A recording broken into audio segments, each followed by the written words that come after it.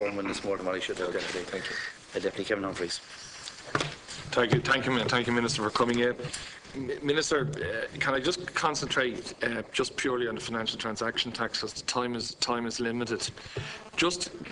Would you just take me through briefly how you based your position on the financial transaction tax going into this ECOFIN?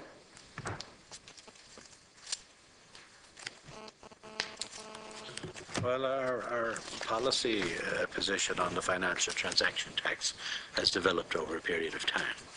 And as you know, the ESRI and the Central Bank developed a paper on the financial transaction tax at my request when it became clear that it was going to be a matter which certain European countries were going to push fairly hard. So I wanted the advice I was getting internally within the Department of Finance to be supplemented by an examination of the possible impact of the financial transaction tax as then envisaged in the Commission paper, how that would impact on Ireland. And we got that, and it was published on I think it was up, we put it up on the website, I think last June, was it? Yeah, I think it's provided to the committee, and also just there's also the workings in of the clearinghouse group as well into the consideration of your policy position. In that ESRI report, they weighed heavily on the Swedish movement in 1984, bringing in the financial transaction tax. Would you not take it that was very flawed, the research that's been done by the ESRI and PwC in relation to that? Because the financial transaction tax that is now envisaged is very different to the Swedish model, and actually very different to the reports both of PwC and the ESRI. And in fact, members of the clearinghouse group that meet regularly with your department are now advising their senior clients that the worst type of FTT would be a patchwork, that it would be much better in the EU that if we had a unified FTT across the band. And have you taken that? Are you prepared to review your policy position on that in cooperation with this committee? Yeah, well, first of all, you know, the idea of a financial transaction tax has been part of political debate for quite some time. And the first time I heard it debated in the House of the Oireachtas was on the back of the Tobin report, which, I don't know, 12, 15 years ago was very fashionable. And it quite distant since then, Minister. Yes, and it was a proposal to have a financial transaction tax at a very small level to fund overseas development aid, in effect, and to have a big international budget to do this. Now, the only country that put a financial transaction tax in place along the lines that's being suggested was Sweden.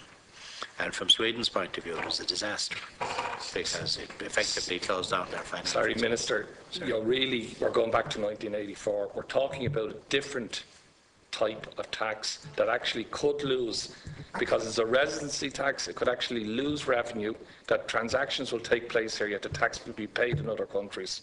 Now, I don't think we're having that serious debate, and I know you're going to cut me off shortly, so I just want to, the other question I want to ask you in this committee yesterday was making a request, and I hope you'll indicate that you'll support it, that the position papers and the minutes of the clearinghouse group that meets with the department on a regular basis would be made available to the Finance Committee.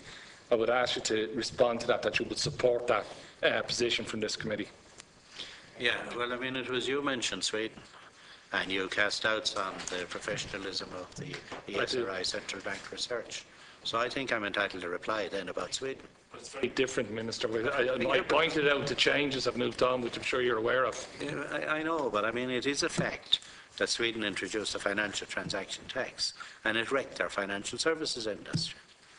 And I mean, they say that quite openly at meetings, and they're very antagonistic now to financial transaction taxes as a result of that. I know the situation has moved on, and in reply to the Chairman's first question here today, I set out what the Irish policy position was on a financial transaction tax in considerable detail.